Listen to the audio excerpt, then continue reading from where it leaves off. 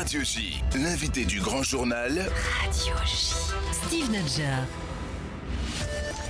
Linda Asmani-Chorfa, bonjour. Bonjour Steve. Et merci d'avoir accepté notre invitation cet après-midi dans le Grand Journal sur Radio J. Vous êtes candidate à la présidente de la Viso France, une élection qui se tiendra lundi prochain, le 12 décembre, et à laquelle participeront également Alexa Amram et Nathalie Riouguez. Vous êtes spécialiste de relations internationales, en particulier sur les questions de souveraineté nationale, et on sait comme le sujet est actuellement particulièrement stratégique.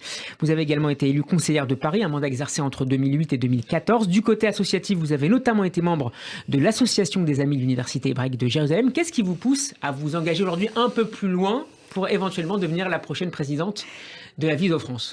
Écoutez, je suis une militante sioniste depuis 20 ans. Je suis une femme engagée pour les droits des femmes, pour les droits de l'enfant et bien sûr pour Israël. Je suis franco-israélienne et parce que je suis une femme de principe, d'engagement et que je suis au carrefour en réalité avec la Viso de tous les combats pour les femmes, pour le droit de l'enfant, pour la protection des enfants en Israël, j'ai considéré que j'avais envie aujourd'hui d'apporter mon expérience d'ancienne élue, mon expérience de militante associative et communautaire à cette très belle institution qui a 102 ans aujourd'hui. Alors justement, en quoi votre connaissance intime du fonctionnement des institutions en France peut être, selon vous, un outil, un moyen de renforcer la liaison Paris-Israël, notamment sur le plan politique, mais aussi culturel ou économique? Vous le savez, nous sommes une association de loi 1901, nous sommes donc une association française soumise à la législation française.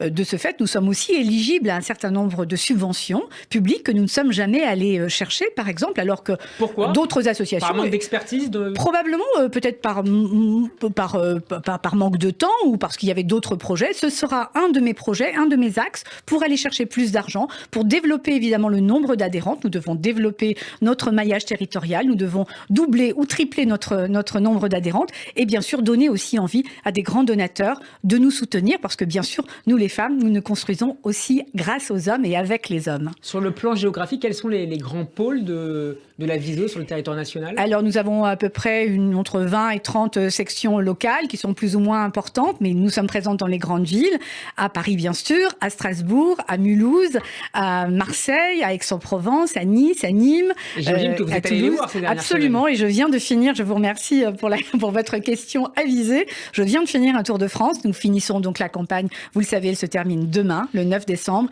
et le vote a lieu lundi. C'est formidable, vous savez, j'ai rencontré des femmes incroyables, des femmes vraiment animées de l'intérêt collectif. C'est vraiment une grande famille, la Viso, et moi je suis très fière de vouloir contribuer à l'unir et à participer à plus de visibilité, plus de crédibilité, plus de respectabilité. Nous devons être à la hauteur de ce que sont d'autres grandes institutions, avec demain une grande manifestation nationale, mais aussi, pourquoi pas, des grands parrains ou des marraines connus. On en a beaucoup d'horizontalité aujourd'hui dans l'exercice du pouvoir. Vous étiez donc sur le terrain. Qu'est-ce qui est remonté justement de ce terrain? Est-ce qu'il y a des propositions qui ont émergé, qui ont retenu votre attention? Il y a une chose qui marquera vraiment mon mandat, si la majorité des Viséennes me font confiance lundi prochain, ce sera l'unité du mouvement et ce sera la représentativité de la juste proportion des régions. Vous le savez, nous sommes un mouvement qui est ancré dans le territoire, un mouvement national.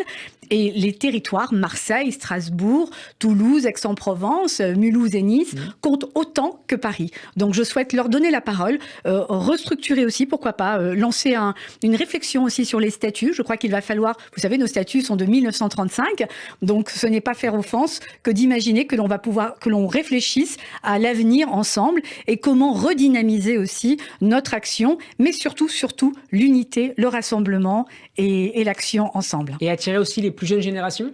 Oui, bien sûr. Nous avons d'ailleurs une section Aviv qui accueille des Viséennes entre 18 et 40 ans. Mais vous savez, au fond, ce qui est important, c'est l'unité, c'est l'intergénérationnel. Une de mes amies qui a 80 ans, qui a adhéré, me dit « Je vais te présenter ma petite fille de 24 ans ». Et elles m'ont dit « Ça va nous permettre d'avoir un combat en commun ». Et j'ai trouvé que c'était exactement ça, la Viso. La Viso, c'est toutes les femmes sionistes. J'en appelle à toutes les femmes sionistes, quel que soit votre âge, votre condition, vos origines. Je vous en supplie, rejoignez-nous. Alors la Viso organise régulièrement des événements autour de la francophonie en Israël. Je pense notamment au prochain festival des écrivains francophones d'Israël qui aura lieu le 26 décembre prochain à la Viso de Tel Aviv.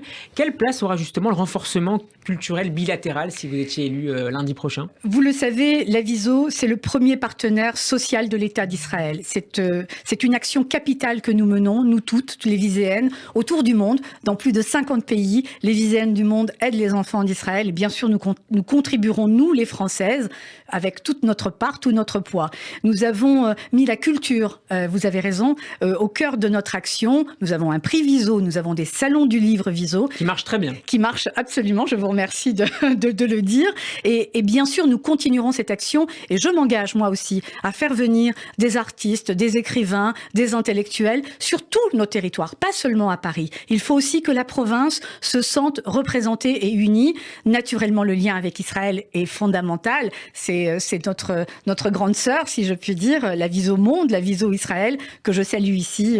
Et bien sûr, nous continuerons. Il y a Israël est aussi un pays francophone et nous, les Viséennes francophones, nous avons du poids. Il y a beaucoup de problématiques de franco-israéliennes, de familles monoparentales et vous savez, la crise économique qui arrive probablement n'épargnera personne. Donc notre action est plus que jamais d'actualité. Alors j'ai lu également que vous souhaitiez organiser, si vous étiez élu, un grand rendez-vous annuel. Est-ce que vous avez déjà, vous parliez de parrain, marraine tout à l'heure, est-ce que vous avez déjà quelques indices à nous donner sur la forme de cet événement annuel et qui pourrait éventuellement je ne vais pas donner tous mes secrets là avant l'élection, mais bien sûr, je crois pour fédérer, vous savez, il faut le faire dans la joie. Il faut que ce soit que ce soit un mouvement unitaire et que quand il y aura un artiste, par exemple, qui acceptera de venir à Paris, eh bien, comme le font d'ailleurs nos amis d'autres institutions, cet artiste puisse se produire aussi à Nice, à Strasbourg, à Cannes, à Marseille et à Lyon, parce que je crois que c'est important cette unité, un grand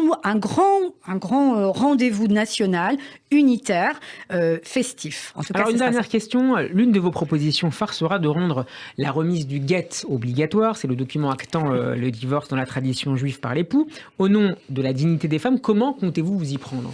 Nous sommes une association de femmes, bien sûr, nous œuvrons pour le bien des enfants, pour leur protection, pour leur éducation, ça c'est notre objet social, mais naturellement nous sommes des femmes et nous sommes soucieuses de la liberté des femmes, de leur dignité.